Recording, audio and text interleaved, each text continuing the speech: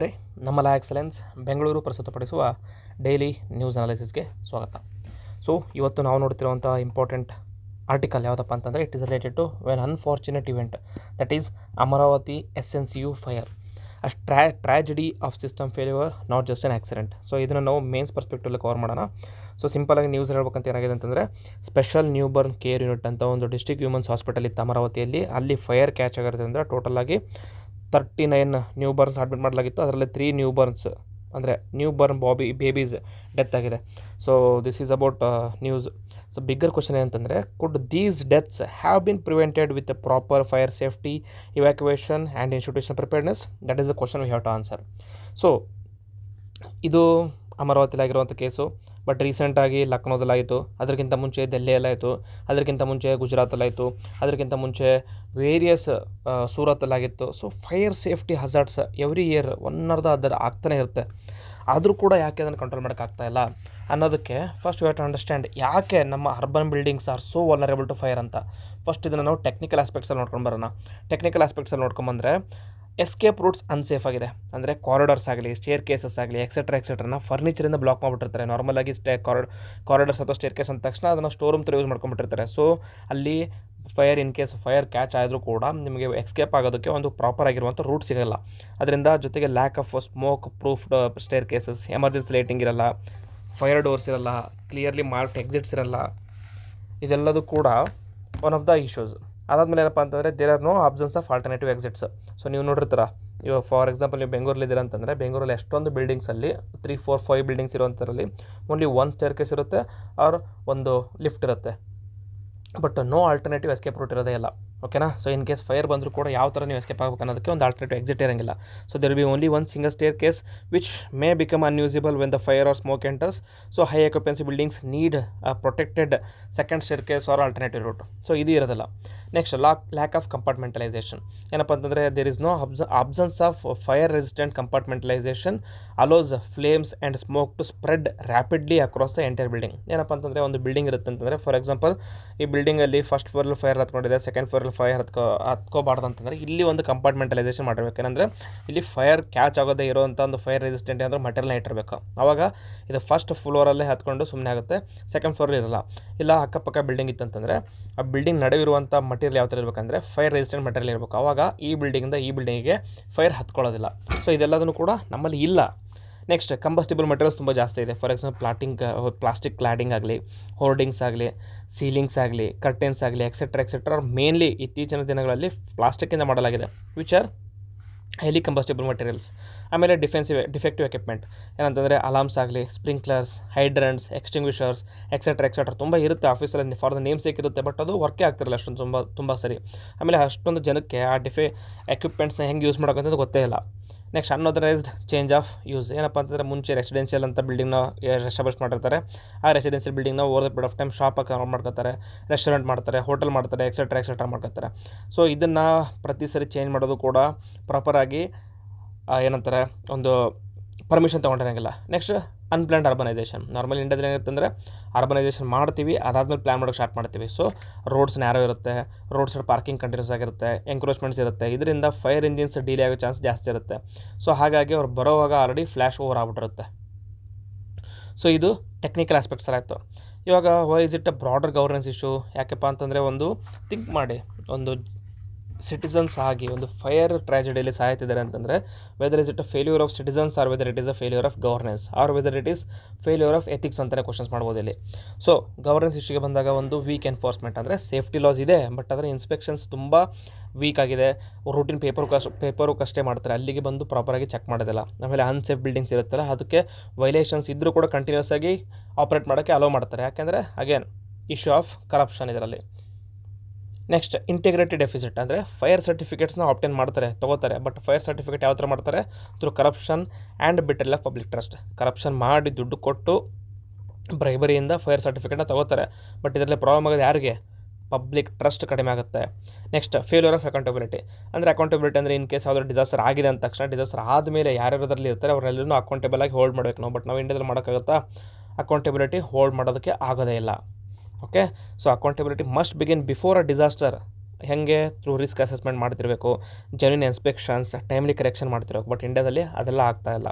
Then shared responsibility ಏನಂದರೆ owners, tenants, engineers, contractors, inspectors etcetera are all bear same legal and moral responsibility for the foreseeable harm. So ಇವರೆಲ್ಲರಿಗೂ ಕೂಡ accountable ಆಗಿ hold ಮಾಡಬೇಕು. But ಇಂಡಿಯಾದಲ್ಲಿ ಅದು ಆಗ್ತಾಯಿಲ್ಲ.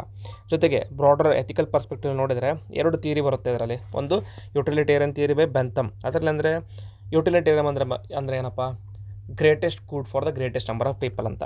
Greatest good for the greatest number of people requires authorities to privatize majors that prevent large scale suffering and loss of life. ಇನ್ನೊಂದು justice and equity ಅಂದರೆ greater protection for the children, patients, workers, elderly, different labored persons etcetera. So ಇದೆಲ್ಲದನ್ನು ಕೂಡ follow ಮಾಡಬೇಕು ನಾವು. But ಮಾಡ್ತಾ ಇದ್ದೀವಾ? ಇಲ್ಲ.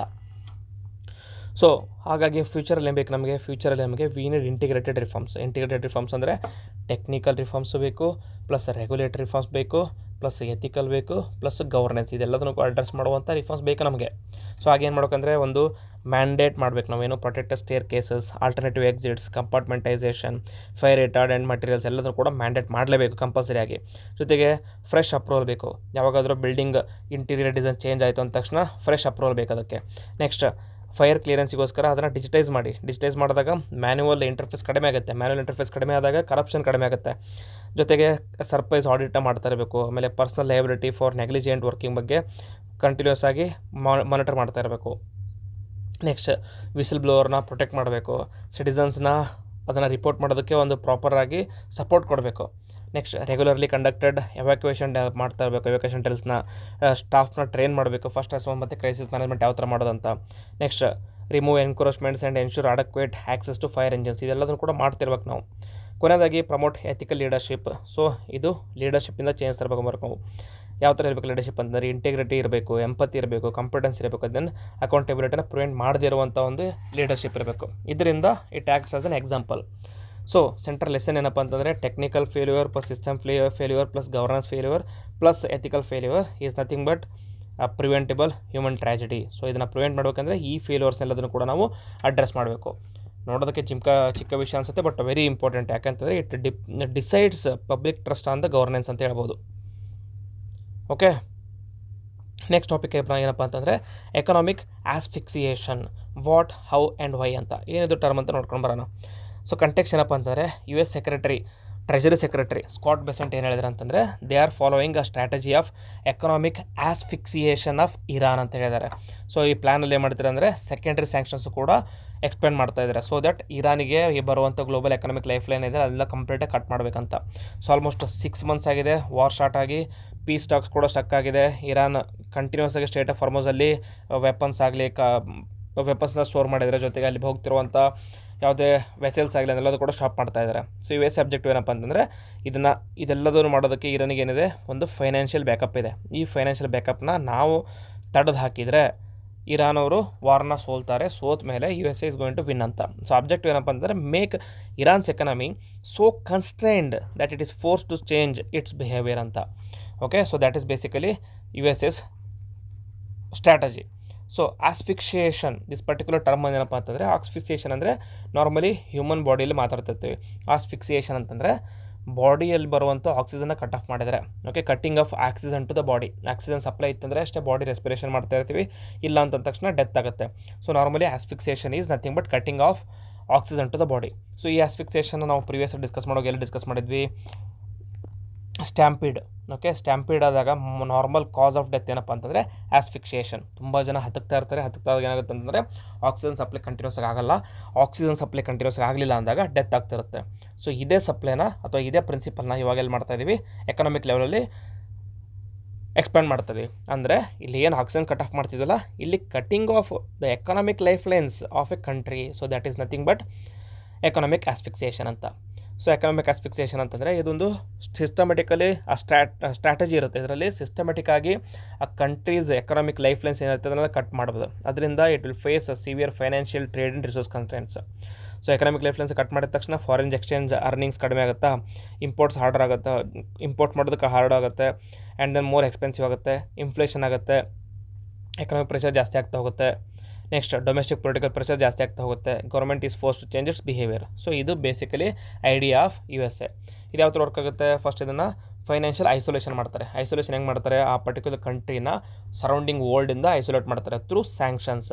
ಏನು sanction ಮಾಡ್ತಾರೆ, ಬ್ಯಾಂಕ್ನ ಸ್ಯಾಂಕ್ಷನ್ ಮಾಡ್ತಾರೆ, ಫೈನಾನ್ಷಿಯಲ್ ಇನ್ಸ್ಟಿಟ್ಯೂಷನ್ ಸ್ಯಾಂಕ್ಷನ್ ಮಾಡ್ತಾರೆ, ಆಮೇಲೆ ಆಕ್ಸೆಸ್ ಟು ಇಂಟರ್ನ್ಯಾಷನಲ್ ಫೈನಾನ್ಷಿಯಲ್ ನೆಟ್ವರ್ಕ್ನ ರಿಸ್ಟ್ರಿಕ್ಟ್ ಮಾಡ್ತಾರೆ. ಫಾರ್ ಎಕ್ಸಾಂಪಲ್ IMF ಆಗಲಿ, ವರ್ಲ್ಡ್ ಬ್ಯಾಂಕಿಂದ ಆಗಲಿ, ಏಷ್ಯನ್ ಡೆವಲಪ್ಮೆಂಟ್ ಬ್ಯಾಂಕಿಂದ ಆಗಲಿ, ಅದು ಯಾವುದಾದ್ರೂ ಲೋನ್ ಕೊಡೋದಕ್ಕೆ ರೆಡಿ ಇತ್ತಂದರೆ ಅದರಿಂದ ಕಟ್ ಆಫ್ ಮಾಡ್ತಾರೆ. ನೆಕ್ಸ್ಟ್ ಎನರ್ಜೀಸ್ ರೆವೆನ್ಯೂಸ್ ಏನಿರುತ್ತೆ, ಆ ಕಂಟ್ರಿಗೆ ಏನೇನು ರೆವೆನ್ಯೂ ಬರುತ್ತಿರುತ್ತೆ ಅದನ್ನೆಲ್ಲದೂ ಕೂಡ ಟಾರ್ಗೆಟ್ ಮಾಡೋದು. For example oil exports, shipping networks, intermediaries, so that will reduce Iran's main source of foreign exchange. Next secondary sanctions ಎಲ್ಲ ಯಾವುದಿರುತ್ತೆ, ಕಂಟ್ರಿನ ಪನಿಷ್ ಮಾಡೋದು. ಯಾವುದಾದ್ರು ಒಂದು ಕಂಟ್ರಿ ಇಷ್ಟೆಲ್ಲ ಮಾಡಿದರೂ ಕೂಡ ಇರಾನ್ ಜೊತೆಗೆ ಟ್ರೇಡ್ ಮತ್ತು ಇದನ್ನು ಕನ್ಸಿಡರ್ ಮಾಡಿದ್ರು, ಕಂಟಿನ್ಯೂ ಮಾಡಿದ್ರು ಅಂದರೆ ಅದನ್ನು ಪನಿಷ್ ಮಾಡಬೇಕು countries or companies or banks that continue to deal with Iran. Next technology restrictions ಅಂತಂದರೆ ಆಕ್ಸೆಸ್ನ ಬ್ಲಾಕ್ ಮಾಡೋದು, ಯಾವುದಕ್ಕೆ, critical technologies, equipment and dual use ಗೂಡ್ಸ್ಗೆ ಬ್ಲಾಕ್ ಮಾಡೋದು, so that a country does not develop in economy. Finally shipping and ಇನ್ಶೂರೆನ್ಸ್ನ ಕೂಡ restrictions ಹಾಕೋದು. ಕೊನೆಗೆ ಗೋಲ್ಡನ್ ಆಲ್ಟರ್ನೇಟಿವ್ ಚಾನಲ್ಸು ಕೂಡ ಕಟ್ ಆಫ್ ಮಾಡೋದು. ಸೊ ಇದರಿಂದ ಏನಾಗುತ್ತೆ ಅಂದರೆ ಒಂದು ಕಂಟ್ರಿಗೆ ಬರುವಂಥ ರೆವೆನ್ಯೂ ಕಟ್ ಆಗುತ್ತೆ, ಒಂದು ಕಂಟ್ರಿಗೆ ಬರುವಂಥ ಮನಿ ಕಟ್ ಆಗುತ್ತೆ. ಸೊ ಮನಿ ಕಟ್ಟದಾಗ ಏನಾಗುತ್ತೆ, it is indirectly leading to economic asphyxiation. Okay, so ಇದರಲ್ಲಿ 2 ಟೈಪ್ ಯೂಸ್ ಮಾಡ್ತಾರೆ. ಪ್ರೈಮರಿ ಸ್ಯಾಂಕ್ಷನ್ಸ್ ಅಂದರೆ ಡೈರೆಕ್ಟ್ USA ಇರಾನ್ ಮೇಲೆ ಸ್ಯಾಂಕ್ಷನ್ ಮಾಡುತ್ತೆ, ಇರಾನ್ ಅವರು ಎಕ್ಸ್ಪೋರ್ಟ್ ಮಾಡೋಂಗಿಲ್ಲ, ಇಂಪೋರ್ಟ್ ಮಾಡೋಂಗಿಲ್ಲ ಅಂತ. ಸೆಕೆಂಡ್ರಿ ಸ್ಯಾಂಕ್ಷನ್ ಅಂತಂದರೆ ಡೈರೆಕ್ಟಾಗಿ ಇರಾನ್ ಮೇಲೆ ಸ್ಯಾಂಕ್ಷನ್ ಮಾಡಲ್ಲ. ಯಾವುದಾದ್ರು ಒಂದು country, for example country A is trading with Iran, okay, Iran ಜೊತೆ ಕಂಟ್ರಿ ಟ್ರೇಡ್ ಮಾಡ್ತಿರುತ್ತೆ ಅಂದರೆ USA ಏನು ಮಾಡುತ್ತೆ, ಈ ಕಂಟ್ರಿ A ಮೇಲೆ ಸ್ಯಾಂಕ್ಷನ್ ಆಗುತ್ತೆ. ಸೊ ಸ್ಯಾಂಕ್ಷನ್ ಹಾಕ್ತಾರೆ. ಸೊ ಏದರ್ ಇರಾನ್ ಜೊತೆಗೆ ಟ್ರೇಡ್ ಮಾಡೋದನ್ನ ಸ್ಟಾಪ್ ಮಾಡಿ, ಇಲ್ಲಾಂದರೆ ನಮ್ಮ ಕಡೆಯಿಂದ ಸ್ಯಾಂಕ್ಷನ್ನ ಪಡ್ಕೊಂಡು ಹೋಗ್ತಾರೆ ಅಂತ. ಸೊ ಇದಕ್ಕೆ ಫಾರ್ ಎಕ್ಸಾಂಪಲ್ ಅಂದರೆ ಕಾಟ್ಸಾ ಅಂತ ಬರುತ್ತೆ, countering America's TSA, countering America's adversaries through sanctions act ಅಂತ ಒಂದು ಆ್ಯಕ್ಟ್ ಇದೆ. ಇದರ ಪ್ರಕಾರ ಏನು ಮಾಡ್ತಾರೆ ಅಂದರೆ, ಯಾರಾದರೂ ಒಂದು ಕಂಟ್ರಿ USA ಅವರ ಅಪೋಸಿಟ್ ಕಂಟ್ರಿ ಇತ್ತಂದರೆ ಅವರು ಟ್ರೇಡ್ ಮೇಲೆ ರಿಸ್ಟ್ರಿಕ್ಷನ್ ಹಾಕಿರ್ತಾರೆ, ಡೈರೆಕ್ಟ್ ರಿಸ್ಟ್ರಿಕ್ಷನ್ಸ್ ಹಾಕಿರ್ತಾರೆ. ಫಾರ್ ಎಕ್ಸಾಂಪಲ್ ರಷ್ಯಾ ವಿರುದ್ಧ ಯೂಸ್ ಮಾಡ್ತಾರೆ ಇದನ್ನ, ಓಕೆ, ರಷ್ಯಾ ಮೇಲೆ ವಿರುದ್ಧ ಯೂಸ್ ಮಾಡ್ತಿರ್ತಾರೆ. ಸೊ ಆಲ್ರೆಡಿ ರಷ್ಯಾ ಮೇಲೆ ಸ್ಯಾಂಕ್ಷನ್ಸ್ ಇದೆ.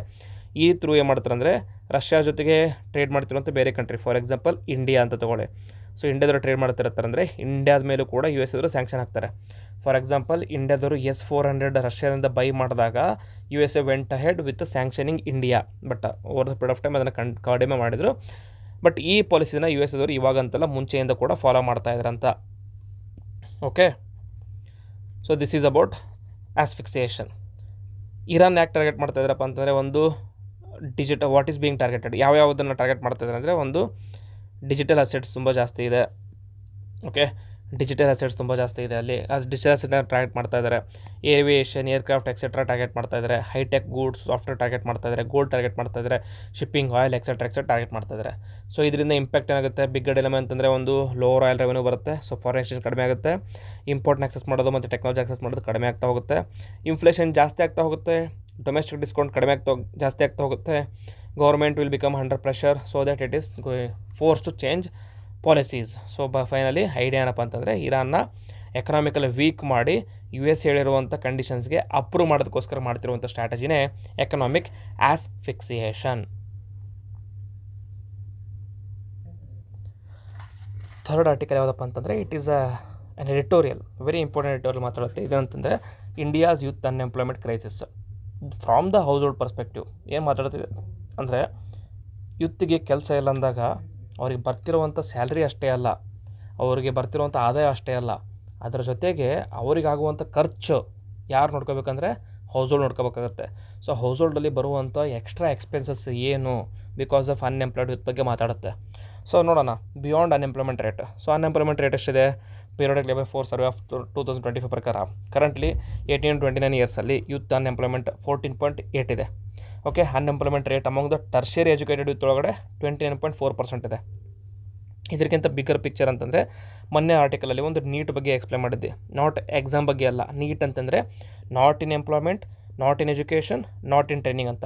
ಸೊ ಅದು totally 40.1% of the tertiary educated youth ಯಾವುದ್ರಲ್ಲಿದ್ದಾರೆ, ನೀಟಲ್ಲಿದ್ದಾರೆ, ಅಂದರೆ not in employment, education or training.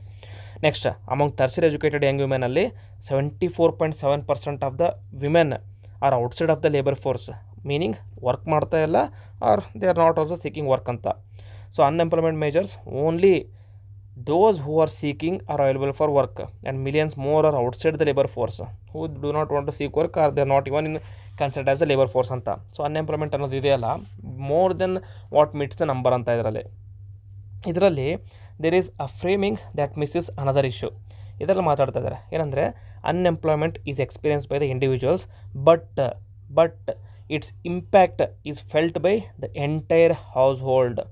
For example ನೋಡ್ತಾರೆ, ಯಾರೋ ಒಬ್ಬರು ಯುವಕ ಡಿಗ್ರಿ ಮುಗಿಸಿರ್ತಾರೆ. ಸೊ ಡಿಗ್ರಿ ಮುಗಿದ್ಮೇಲೆ ಜಾಬ್ ಸರ್ಚ್ ಮಾಡ್ತಾ ಇರ್ತಾರೆ. ಅವ್ರು ಜಾಬ್ ಸರ್ಚ್ ಮಾಡುವಾಗ ಅವರಿಗೆ ಬೇಕಾದಂಥ ಫೀಸ್, ಬುಕ್ಸ್, ಕೋಚಿಂಗ್ ಎಕ್ಸ್ಪೆನ್ಸಸ್, ಅವರ ಮನೇಲಿರುವಂಥ ಎಕ್ಸ್ಪೆನ್ಸಸ್ ಎಲ್ಲದೂ ಕೂಡ ಯಾರು ಕೊಡಬೇಕು? ಫ್ಯಾಮಿಲಿ ಕೊಡಬೇಕು. ಓಕೆನಾ, ಫ್ಯಾಮಿಲಿ ಕೊಡೋಕ್ಕಾಗುತ್ತೆ. So family support the weight. So ಇದರಿಂದ ಏನಾಗುತ್ತೆ, ಅವರು ತಮ್ಮ ಯಂಗ್ ಏಜಲ್ಲಿ ಇನ್ಕಮ್ನ ಗಳಿಸುವಂಥ ಏಜಲ್ಲಿ ಇನ್ಸ್ಟೆಡ್ ಆಫ್ ಅರ್ನಿಂಗ್ ಇನ್ಕಮ್ ಏನು ಮಾಡ್ತಾಯಿದ್ದಾರೆ, they are spending more expenses. ಈ ಎಕ್ಸ್ಪೆನ್ಸಸ್ ಯಾರು ಬೀಳ್ತಾ ಇದೆ? It is falling on the family. So question ಏನಂತಂದರೆ, what happens to the family when an educated young adult cannot find work? So ಇದರಲ್ಲಿ duration of the job search ಜಾಸ್ತಿ ಆಗುತ್ತೆ, house hold expenses ಜಾಸ್ತಿ ಆಗುತ್ತೆ, and it decides how unemployment is experience. Very important question. So the house holds that invested in education. So ಇದನ್ನು explain ಮಾಡ್ತಾ ಹೋಗ್ತಾರೆ. For example, 15.4% of the Indian households have a tertiary educated young adult, that is between the age of 18 to 29 years. So these are the households that invested in higher education hoping for a better opportunities. So 4 ವರ್ಷ degree ಮುಗಿಸಿರ್ತಾರೆ. For example engineering ತೊಗೊಳ್ಳಿ, for example medical ತೊಗೊಳ್ಳಿ, 5 years medical, ಅವ್ರು medical ಅಂದ ತಕ್ಷಣ job ಸಿಗುತ್ತೆ. For example engineering ಆಗಲಿ, ಬೇರೆ ಯಾವುದೋ ಆರ್ಟ್ಸ್, ಕಾಮರ್ಸ್, ಡಿಗ್ರಿ ಎಲ್ಲ ಮಾಡಿರ್ತಾರೆ, ಹೈಯರ್ ಎಜುಕೇಷನ್ ಮಾಡಿರ್ತಾರೆ, ಟರ್ಷರಿ ಎಜುಕೇಷನ್ ಮುಗಿಸಿರ್ತಾರೆ. ಸೊ ಮುಗಿಸಿದ್ರು ಕೂಡ ಈ 4 yearsಲ್ಲಿ ಫೀಸೆಲ್ಲ ಕನ್ಸಿಡರ್ ಮಾಡಿದರೆ ಅಪ್ರಾಕ್ಸಿಮೇಟ್ಲಿ 10 lakhವರೆಗೂ ಬರುತ್ತೆ ಅಂದ್ಕೊಳ್ಳಿ. ಸೊ ಆಲ್ರೆಡಿ ಹೌಸ್ ಹೋಲ್ಡ್ ಅವರು 10 lakhನ ಸ್ಪೆಂಡ್ ಮಾಡಿದ್ದಾರೆ. ಯಾಕೆ? Hope that at least 4 or 5 years ಆದಮೇಲೆ ಅರ್ನ್ ಮಾಡೋಕ್ಕೆ ಸ್ಟಾರ್ಟ್ ಮಾಡ್ತಾರೆ. ಅರ್ನ್ ಮಾಡೋಕ್ಕೆ ಸ್ಟಾರ್ಟ್ ಮಾಡಿದಾಗ ಇದನ್ನು ರಿಕವರ್ ಮಾಡ್ಬೋದು ಅಂತ ಹೋಪಲ್ಲಿ ಸ್ಪೆಂಡ್ ಮಾಡಿರ್ತಾರೆ. ಬಟ್ ಇವಾಗ ಏನಾಗ್ತಾ ಇದೆ, 4 yearsಲ್ಲಿ ಸ್ಪೆಂಡ್ ಮಾಡಿದ್ದಾರೆ, ಅದಾದಮೇಲೂ ಕೂಡ ಡಿಗ್ರಿ ಸಿಕ್ಕ ಮೇಲೂ ಕೂಡ ಕೆಲಸ ಸಿಗ್ತಿಲ್ಲ. ಕೆಲಸಕ್ಕೋಸ್ಕರ ಬೇರೆ ಏನೋ ಪ್ರಿಪ್ರೇಷನ್ ಮಾಡ್ತಾಯಿದ್ದಾರೆ. ಅವಾಗ ಏನಾಗ್ತಾ ಇದೆ, ಹೌಸ್ ಹೋಲ್ಡ್ ಮೇಲೆ ಎಕ್ಸ್ಟ್ರಾ ಫ್ಯಾಮಿಲಿ ಸಪೋರ್ಟ್ ಬೀಳ್ತಾ ಇದೆ. ಸೊ ಇಲ್ಲಿ ಹೇಳ್ತದೆ ನೋಡಿ, one in 5 households is supporting at least 1 unemployed tertiary educated young adult. 20.8% ಇದೆ. So 1 in 5 householdsಲ್ಲಿ. ಫಾರ್ ಎಕ್ಸಾಂಪಲ್ ಇದನ್ನ ಓದ್ತಿರೋ ಎಲ್ಲರೂ ಆಲ್ಮೋಸ್ಟ್ ಯಾರಿದ್ದೀರ ನಾವು? ವಿ ಆರ್ ಆಲ್ ಆಸ್ಪಿರೆಂಟ್ಸ್ ಅಂದರೆ ಡಿಗ್ರಿ ಮುಗಿದು we are waiting for a better job opportunities. So ನಾವೆಲ್ಲರೂ ಯಾರು? We are all part of this particular problem ಅಂತಲೇ ಹೇಳ್ಬೋದು. ಸೊ ಹೌಸ್ ಹೋಲ್ಡ್ ಕಾನ್ಸಿಕ್ವೆನ್ಸಸ್ ಏನಾಗುತ್ತೆ versus households without educated unemployment ಅಂತ. ಓಕೆನಾ? So spends 1,087 rupees less per month on consumption overall, spends 710 rupees less per household member. ಯಾವಾಗ? ಮನೆಯಲ್ಲಿ educated unemployed youth ಇಲ್ಲ ಅಂದಾಗ. ಇದ್ದರೆ you will spend extra of these things. ಓಕೆನಾ? So ಇದನ್ನು burden ಯಾರು ಕ್ಯಾರಿ ಮಾಡ್ತಾರೆ? Average earning member in such households is 1.5. For example ಇದರಲ್ಲಿ versus 2 in other households. Earning member ಇದ್ದು ಅವರು ಅರ್ನ್ ಮಾಡ್ತಾಯಿಲ್ಲ ಅಂದಾಗ ಇದರಲ್ಲಿ ಟೋಟಲ್ 1.5 ಇತ್ತಂದರೆ ಅದರ್ ಹೌಸ್ ಹೋಲ್ಡ್ಸ್ ಎಷ್ಟಿರುತ್ತೆ? Total 2. So 39.5% depend on single earner. Normally it is the father of the family. So single earner ಇರ್ತಾರೆ, ಅವ್ರ ಮೇಲೆ ಡಿಪೆಂಡೆನ್ಸಿ ಜಾಸ್ತಿ ಆಗುತ್ತೆ. And 62.5% have no regular salaried jobs in the households. So 14.4% have no active member earning at all. ಇದು very significant issue. ಯಾಕಂತಂದರೆ parents, father ಯಾವುದೋ government ಜಾಬಲ್ಲಿ ಇದ್ರು ಅಂದ್ಕೊಳ್ಳಿ, after certain years of age ಆದಮೇಲೆ he gets retired. So retired ಆದಮೇಲೆ unemployed with ಮನೇಲಿದ್ದಾರೆ. So retired person ಇದ್ದಾರೆ. So none of is earning any income at all. So less income, fewer earners, there is no regular salary, hence lower spending and higher vulnerability. So ಇದಕ್ಕೆ ಏನು ಹೇಳ್ತಾರೆ ಅಂದರೆ, ಇದರಲ್ಲಿ maths ಬಗ್ಗೆ ಮಾತಾಡ್ತಾರೆ. Duration matters ಅಂತ. ಅಂದರೆ the longer the wait the higher. For example 58% of the unemployed tertiary youth have been searching for the job for more than 1 year, and 28.9% of the youth have been unemployed for more than 2 years. So ಇದರಿಂದ ಅರ್ಥ ಏನು? ಇದರಿಂದ extended unemployment ಇರೋದ್ರಿಂದ savings ಕಡಿಮೆ ಆಗ್ತಾ ಹೋಗುತ್ತೆ, consumption ಕಡಿಮೆ ಆಗ್ತಾ ಹೋಗುತ್ತೆ, ಆ್ಯಂಡ್ ಫೇಸಸ್ ಟಫರ್ ಚಾಯ್ಸಸ್ ಜಾಸ್ತಿ ಆಗ್ತಾ ಹೋಗುತ್ತೆ. ಸೊ ಜಾಬ್ ಸರ್ಚನ್ನ ಸಸ್ಟೈನ್ ಮಾಡಬೇಕಂತಂದರೆ it depends on the household earning capacity. ನೀವು ಜಾಬ್ ಸರ್ಚ್ ಮಾಡೋಕಂದ್ರೆ ಸ್ಕಿಲ್ಲಿಂಗ್ ಮಾಡ್ಕೋಬೇಕು, ಕೋಚಿಂಗ್ ತೊಗೋಬೇಕು, ಬೇರೆ ಮಾಡಬೇಕು. ಅದಕ್ಕೆಲ್ಲ ಎಕ್ಸ್ಪೆನ್ಸ್ ಜಾಸ್ತಿ ಬರುತ್ತೆ. ಆ ಸಸ್ಟೈನ್ ಮಾಡ್ಬೇಕಂದ್ರೆ ಹೌಸ್ ಹೋಲ್ಡ್ ಅರ್ನಿಂಗ್ ಜಾಸ್ತಿ ಇರಬೇಕು. ಬಟ್ ಇಲ್ಲೇನಾಗ್ತಾ ಇದೆ, ಆಗಲೇ ಹೇಳ್ದಂಗೆ ಆ್ಯಕ್ಟಿವ್ ಅರ್ನಿಂಗ್ ಮೆಂಬರ್ಸ್ ಕಡಿಮೆ ಇದ್ದಾರೆ. So household earning capacity ಕಡಿಮೆ ಆಗ್ತಾ ಇದೆ. So families with low income or no regular salary face a pressure to push youth into any job even below their qualification. So ಇಲ್ಲೇ start ಆಗೋದು the phenomenon called as underemployment. So ಈ ಥರ ಕೇಸಸಲ್ಲಿ underemployment start ಆಗ್ಬಿಡುತ್ತೆ. So it is not just about the individuals unemployment, it is also how long must finance the weight. So ಇದೆಲ್ಲದು ಕೂಡ issues create ಆಗುತ್ತೆ. So ಅದು ಏನು ಮಾಡ್ಬೇಕಂತಂದರೆ ಮೊನ್ನೆ ವಿಡಿಯೋದಲ್ಲಿ ಹೇಳ್ದಂಗೆ ನೀಟ್ ಅಂದರೆ not employed in education or in training ಅಂದವರಿಗೆ ಟ್ರೈನಿಂಗ್ ಅವ್ರ ಎಂಪ್ಲಾಯಬಲ್ ಸ್ಕಿಲ್ಸ್ ಬಗ್ಗೆ ಫೋಕಸ್ ಮಾಡಬೇಕು. As soon as possible employable ಸ್ಕಿಲ್ಸ್ನ ಇನ್ಕಲ್ಕೇಟ್ ಮಾಡಬೇಕು. So that should be the way forward ಅಂತ ಹೇಳ್ತಿದ್ದಾರೆ. Very important. ಸೊ ನೋಟ್ ಹೇಳಿರುವಂಥ ಡಾಟಾ ಮತ್ತು ಪಾಯಿಂಟ್ಸ್ನ ನೋಟ್ ಮಾಡ್ಕೊಳ್ಳಿ. ಓಕೆ, ಸೊ ಫೈನಲ್ ಆರ್ಟಿಕಲ್ ಯಾವುದಪ್ಪ ಅಂತಂದರೆ it is related to Delhi pollution stats and electric vehicle policy 2.0. So ರೀಸೆಂಟಾಗಿ ಹೇಳ್ಬೇಕಂತಂದರೆ ಡೆಲ್ಲಿ ಗೌರ್ಮೆಂಟ್ ಅವರು EV policy electric vehicle policy 2.0ನ ತೊಗೊಂಬಂದಿದ್ದಾರೆ. ಸೊ ಅದ್ರ ಬಗ್ಗೆ ರೀಸೆಂಟಾಗಿ ಆರ್ಟಿಕಲ್ ಇತ್ತು.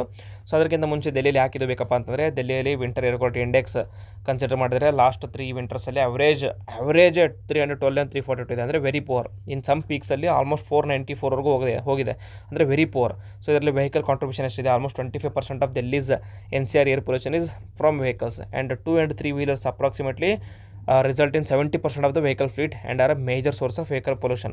So ದೆಲ್ಲಿಯಲ್ಲಿ ಅಪ್ರಾಕ್ಸಿಮೇಟ್ಲಿ 8.7 million ರಿಜಿಸ್ಟರ್ಡ್ ವೆಹಿಕಲ್ಸ್ ಇದೆ, but EVs are only 5% of the total fleet.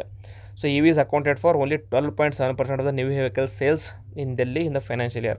So electric vehicle policy 1.2 already launch ಮಾಡಲಾಗಿತ್ತು. ಅದರಲ್ಲಿ ಏನು ಫೋಕಸ್ ಮಾಡಿದ್ರು, ಇನ್ಸೆಂಟಿವೈಸ್ ಮಾಡಲಾಗಿತ್ತು ಎಲೆಕ್ಟ್ರಿಕ್ ವೆಹಿಕಲ್ಸ್ ತೊಗೊಳ್ಳಿ ಅಂತ. ಹಂಗೆ ತೊಗೊಂಡ್ರು ಕೂಡ ಇನ್ನೂ ಶೇರ್ ಎಷ್ಟಿದೆ? ಓನ್ಲಿ 8.3% ಇದೆ. ಹಾಗಾಗಿ ಇವಾಗ ದೆಲ್ಲಿ ಏನು ಮಾಡ್ತಾ ಅಂದರೆ ವಿ ನೀಡ್ ಡಿಫ್ರೆಂಟ್ ಮೆಥಡ್ಸ್ ಅಂತ, ಅದಕ್ಕೋಸ್ಕರ ಮಾಡಿರೋದೇನು ಎಲೆಕ್ಟ್ರಿಕ್ ವೆಹಿಕಲ್ಸ್ ಪಾಲಿಸಿ 2.0 ಅಂತ.